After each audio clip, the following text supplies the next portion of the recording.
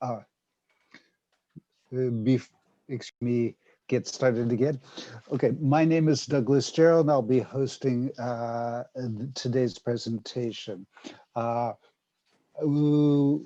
Please keep yourself muted during the presentation, and then the presenter will take your questions afterwards.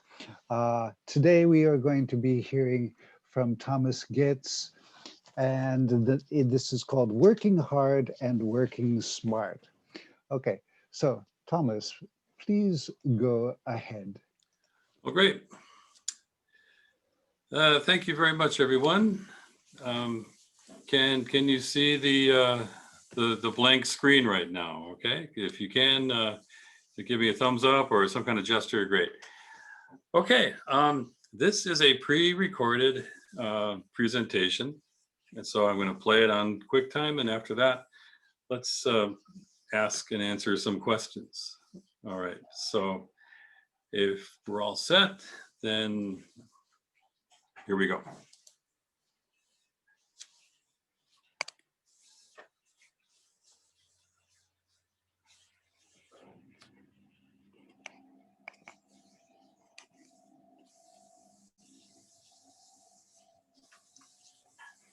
Oh, it is not going. What's happening here? Can you try starting it again? Oh, sure. Yeah, I'll stop this. Okay, my apologies. And I'll reset a rewind here.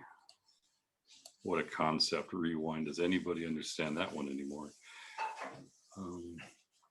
Yeah, so let's click screen share. Here we go.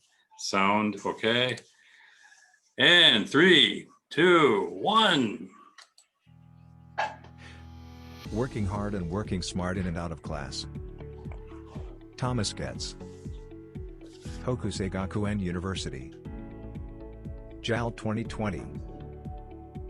For the sake of clarity and better discussion, this study is more on the ethnographic side of the empirical/ethnographic research spectrum. An ethnographic study is one that can have several dynamics that center around participants' opinions, likes, and dislikes.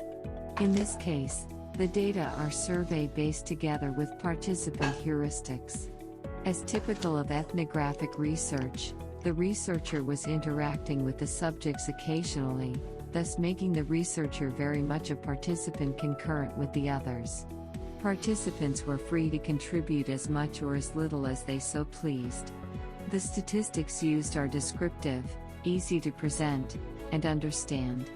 Variables may emerge and hence be grouped together, thus forming subgroups. With the emergence and arrangement of variables, one may ask if new trends are present or not. Conclusions, in an empirical sense, cannot be made. At best, they are worthy of note and actionable only insofar as forming a platform for a more rigorous empirically based approach in light of current observations and other related research. Working hard. Common sense would say that good teachers need to work hard to teach English to their students. But, of what use is hard work if it isn't approached in an informed or smart manner?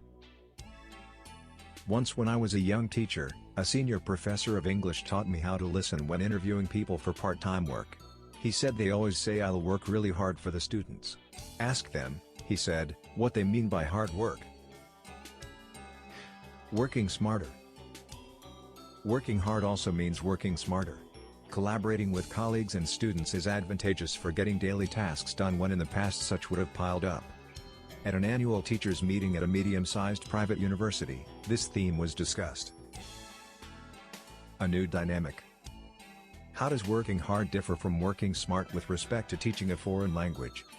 According to Terry Haig, founder and director of Teach Thought, they are not mutually exclusive. These two form a dynamic that pull each other into creating a variety of intentional spaces for work to enhance teaching, a way to create community with students and colleagues. Community. In short, working smart does not replace working hard, but rather reaches out to offer people involvement with opportunities where they can feel they belong. Michael Bowens, 2008. How do we build community now during these pandemic times? By making use of new ideas that are doable from a practicality standpoint. Intentional spaces are created within a dynamic that is informed and applicable. Prophetic words from Raymond Loewy. The adult public's taste is not necessarily ready to accept the logical solutions to their requirements if the solution implies too vast a departure from what they have been conditioned into accepting as the norm. Raymond Loewy. This would become the Maya principle, most advanced, yet acceptable. Raymond Loewy, November 5, 1893, July 14, 1986, is considered the inventor of industrial design. The survey. Prior to the annual teachers' meeting, a survey was given asking teachers to respond to various working hard and working smart statements. Together with the discussion that ensued over a number of online Zoom and other meetings, the results suggest that a more informed and deliberate approach for the future with respect to foreign language instruction within a university context is needed. This can be done by developing necessary skills for online teaching. Listening to teacher needs. Listening to student needs. Results: Maya, most advanced yet acceptable. The following items from the survey are presented in descending order from those items which showed most agreement to those with the least. It is being inferred that the upper one-third of the are the items that are most in compliance with the Maya principle and deserve careful attenuation. 5.17 Sharing ideas is cool. With shared knowledge, achieving more comes into clearer focus. When such sharing happens within the same program, students in different classes figure out there are new expectations before them. 5.08 Creating intentional spaces for learning. This is where meaning and value is shown to the students. It can be a challenge to show the meaning/value of content to students, but when that happens, students will quickly follow by creating their own intentional spaces for English learning and acquisition. 5.08 Love for English. It is the ideal, but many are happy with a must-pass grade of 60%. It's okay if they don't like it, as long as they attain their goals. If they love it, great. 5.01 Self-reflection and setting plans. Reflection is more important than following a plan. Plans always have to be adjusted to meet learner needs as the teacher reacts to the learner's emerging inner language. 4.85 Learning models, more is better. Mixing up the learning models keeps the students actively engaged. No one approach or method is perfect. That's why it's called eclecticism. It comes down to the teacher's accumulated knowledge. 4.84 Prioritizing. Staying focused on what is most important is always better than getting wrapped up in trivial tasks, just for the sake of it. 4.41 Work goes home. It depends on how important the work is. Everyone needs to have some downtime. If teaching is a 24/7 job, it is not healthy. 4.26 Technology as a time saver. It takes more time at first, but it produces a better product. Faster, if not instant, feedback for students. Always evaluate and revise. Quiz aftercare must not be neglected. Then you save time. 3.91 To grade everything or not. If the ultimate score is TOEIC, then that is the only one that matters. But any point system can be a motivator, especially for formative activities, casual, incidental, and tangible. 3.83 Less is more, doing less for students. While many students may be afraid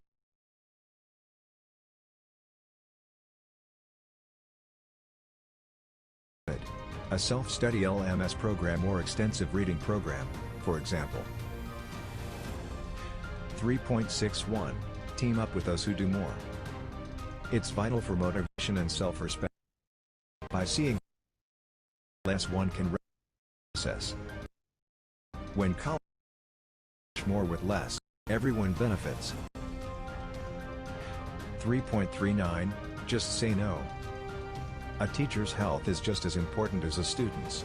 Everyone's health is essential, and overwork will not achieve that. 3.34 Making mistakes in front of students. Mistakes are crucial for learning. Mistakes happen, and correcting them is essential. Worrying is counterproductive. Besides, if one is made, chances are the students won't notice. 3.20 Use of emotion. I know lousy behavior will happen. It may not upset me, but showing the students that it is not acceptable helps prevent a cascading of more or even worse behavior. Also, offering forgiveness helps as well. A little humor can go a long way. 2.43 Social media. If students want to use it, I will allow them, but I don't force it. No. It's on social media. If nothing else is available, it will do. Synthesis, rankings versus items, ARCA level. We are to share ideas so as to create intentional spaces for our students to learn, with an informed hope that they may love English. Reflecting on what worked is just as important as making plans. And, the more informed we are as teachers, the better, as this applies to effective models for teaching. This is where teachers are teaching smart. These 5 topics form the most advanced yet acceptable or Maya items from this survey. Discussion, the ARCA level. Within the balance of working hard and working smart, all of these categories can assist teacher in extending their teaching reach and knowing when they have done enough. At some point, the teacher must know that it is finally up to the learners to appropriate what is before them.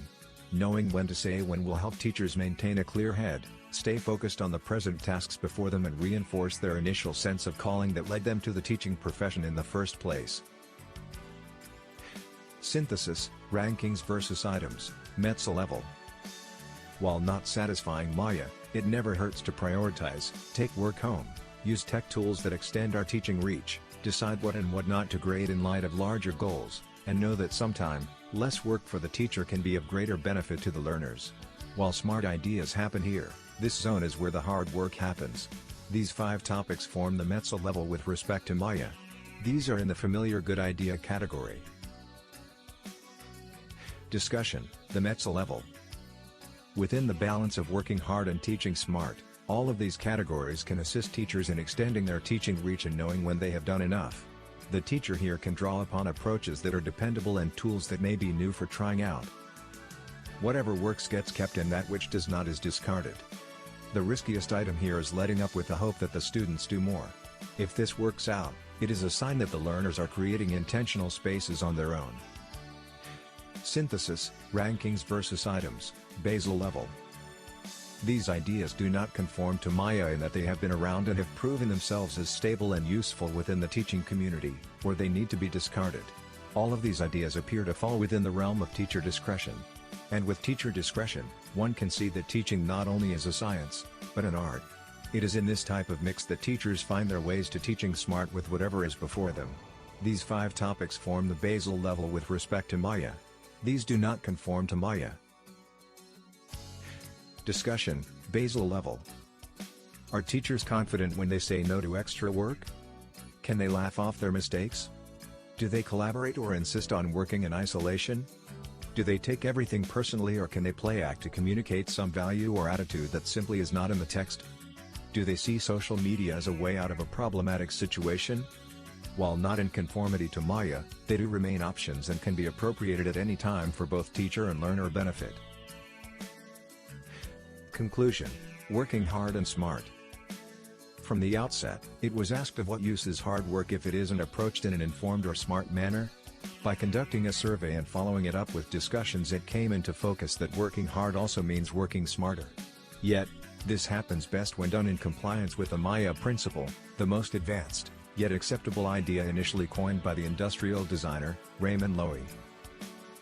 According to Terry Hike, founder and director of Teach Thought, working hard and working smart form a dynamic that pulls each other into creating a variety of intentional spaces for work to enhance teaching, a way to create community with students and colleagues.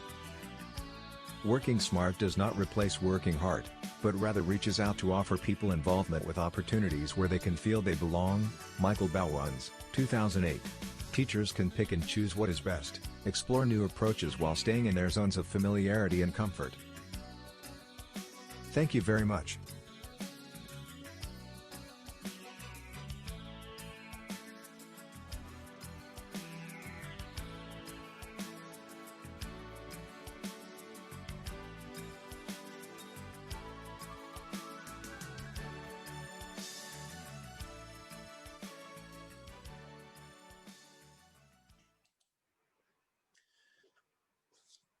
Well, you made it, guys. Thank you for staying with us to the end. We have a question already. What is MAYA? MAYA is an acronym for Most Advanced Yet Acceptable.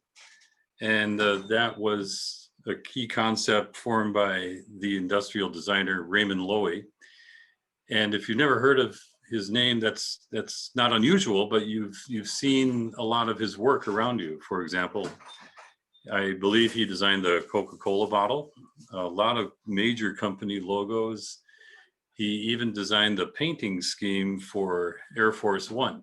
So this is a guy who had a real eye for art, but also had an eye for people, and therefore came up with that long quote, which became known as most advanced yet acceptable. And I think during this time of teaching during COVID-19, many of us have been pushed to our limit to keep up with what is acceptable now that was optional last year. So anyway, that's what MAYA means. So are you still spaced out? All right, we're good.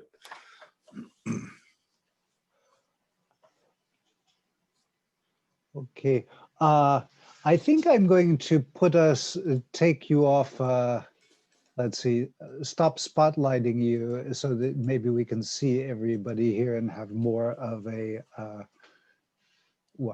a crowd view.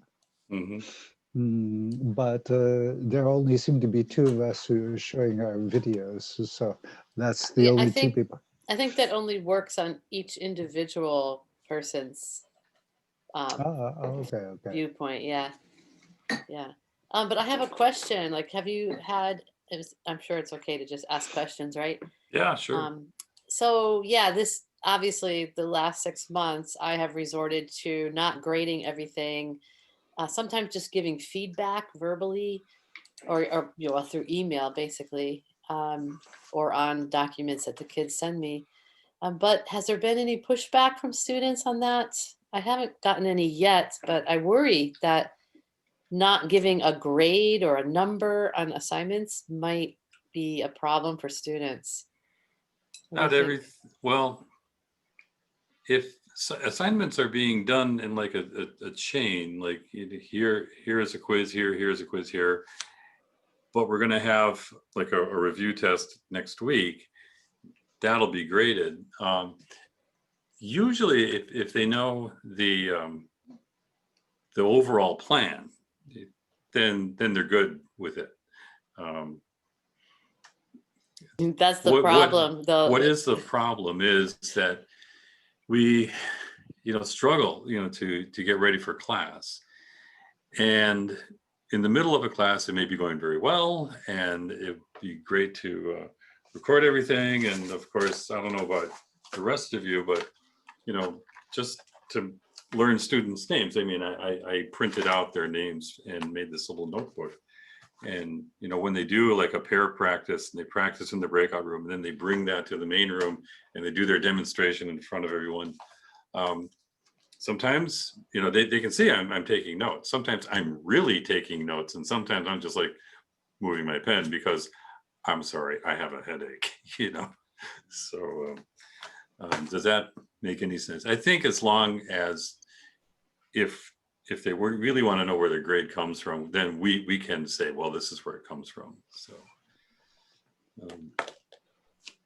there was another question there. What does quiz aftercare mean? Oh yeah, a lot of times. That's for me. Yeah, what does it mean? Robert, good to see you. Yeah, well, a lot of times people will make quizzes in Moodle and they'll think, great, I made a quiz in Moodle, it's done, and the students go and they do it, and yeah, they get their points and stuff like that.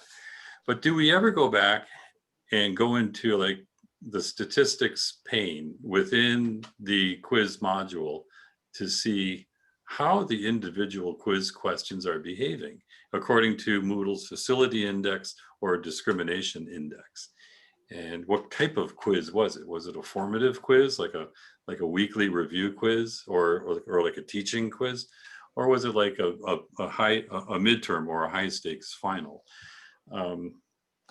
Seeing how the quizzes behave, were the distractors really distracting to the point where very few people got the answer correct, or those who got it correct were probably guessing, or were we really within that butter zone? And so that's what quiz aftercare means. Yeah. Okay. Thank you very much. Thank you. Does anyone have time to do that? I do. Yeah. How many students do you have? Excuse me. I guess, well, at what level? I mean, I've got like my normal classes with like 20 to 30 students apiece. So let's say around 150 to 200 if you include the part-time work.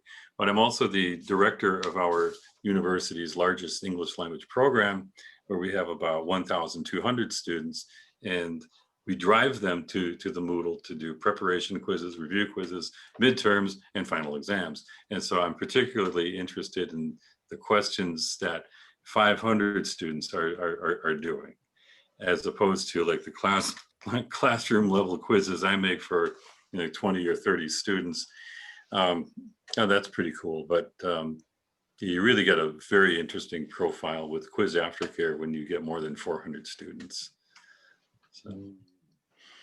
I only have 350. Oh, come on, Mary. What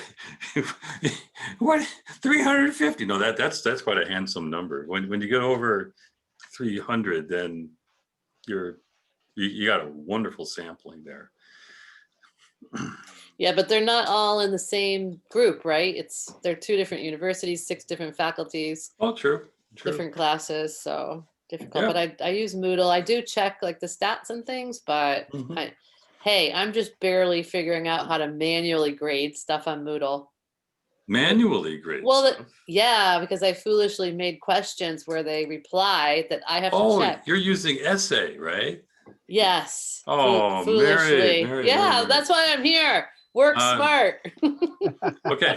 Does your Moodle have what we call short autocorrect essay? Probably. It has like the short answer, but that's also a pain because if you don't, you got to code it correctly, right? Exactly. It's And really, and I didn't have time to do that at all in the spring. No. Right.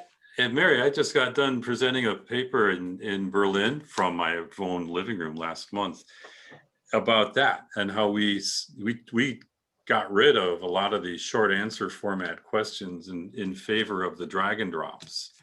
And switching over to drag and drop, that was kind of what's labor. The drag and drop? Oh. Maybe I should. What's drag and drop? Yeah, I have no idea. Is it labor intensive in the beginning? Well, once you learn how to do it, then it's easy. Just like playing the clarinet, okay? So. Okay, I'll take your word for it. In answer to Mary's question, I was wondering, have you tried rubrics where you just you say 3 or 2 or 1 points for grammar, 3 or 2 or 1 points for structure, exactly. 3 or 2 or 1 points for ideas, and don't go any farther than that. Just give them a number based on that and tell them that this is the number you're giving them. Yeah, I do that for like presentations and essays, like proper essays, but not. One of the problems was the university I'm teaching at went to Moodle this year for the first time, and it was supposed to be a transition year, but then now we were all like just basically forced to go onto Moodle with absolutely nothing. Like I was familiar with Moodle very basically, but I had never used it. Yeah, so many people were in the same boat, and that's really rough going.